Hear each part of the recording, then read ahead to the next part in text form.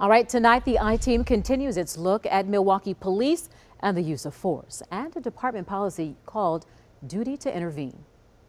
When an officer sees another member of the force step out of line, they're supposed to report it. It's a policy one retired assistant chief admits not everyone follows. And when the I-Team discovered, no one is tracking. It is one of the enduring moments of June's marches for Black Lives Matter. An explosive confrontation between a protester and a swarm of Milwaukee police. The takedown at 6th and McKinley is still an issue for MPD, in part because the arresting officer allegedly put his knee across the neck of protester Cameron Murdoch, a potentially deadly move no officer tried to stop. They're told this is the way we do it. If they don't do it that way, they are internally castigated. Flint Taylor and Ben Elson are attorneys with the People's Law Office in Chicago. They have worked on a number of cases involving the Milwaukee Police Department. What we saw at 6th and McKinley, they say, is ingrained in MPD's culture. They learn from a very, very early time about the culture, about the code of silence, about the fact that you don't, quote, rat on your fellow officers. None of them did anything to intervene or protect that protester. That is the code of silence in action. This despite a Milwaukee Police Department policy called duty to intervene. It states if an officer is using excessive force, their partner shall reasonably attempt to intervene to prevent the use of such excessive force. A failure to intervene in any unreasonable use of force when there is an opportunity to do so demonstrates a lack of courage and a violation of the code of conduct. If you don't act, you're in trouble. Police Chief Alfonso Morales says the policy has teeth and it works. Under duty to intervene, officers can be disciplined or fired if they fail to report another officer. So there's a disciplinary part there for that member, that partner that chooses to ignore a partner that may be acting inappropriately or doing something of misconduct. If that's the case, there should be paperwork, right? So the I-Team asked the police department and the Fire and Police Commission for records. We wanted to see reports filed by officers against their brothers and sisters in blue who've stepped out of line. MPD has given us nothing. Even the Common Council can't see duty to intervene in action.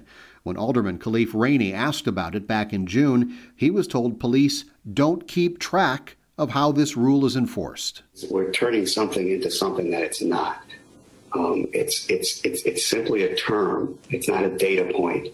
It's not something that we would capture in a report. This something that should be created into a data point. I think it's worthy of monitoring. I think that ultimately that these type of incidents lead to something major. Attorney Flint Taylor believes a lack of transparency and oversight only bolsters the code of silence. If it's not looked over by the people in charge politically, then what happens on the street is the opposite of what they're trained. We have to rely on human dignity when things are starting to happen. If you just know something is not right and you've taken the oath and you put that badge on, then you need to step in and say something.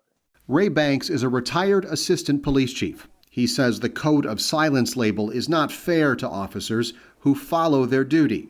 Banks acknowledges not all of them do. There's a lot of intervention that does occur on the street right now where officers are relating to their partners and they're stepping in and doing things, but it's just not magnified in the same way as it does when it doesn't happen.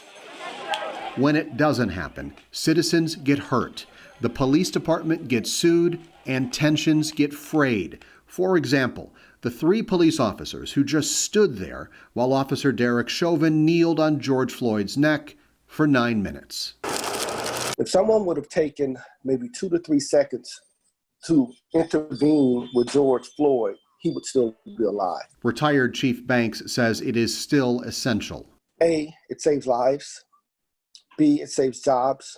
C, it keeps people out of prison. And D, it improves police and community relations. They didn't do anything! Exhibit A, 6th and McKinley.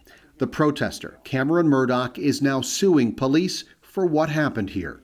The Fire and Police Commission has demanded answers about this incident from Chief Morales. The lawsuit could cost taxpayers of Milwaukee money. The FPC investigation could cost Chief Morales his job.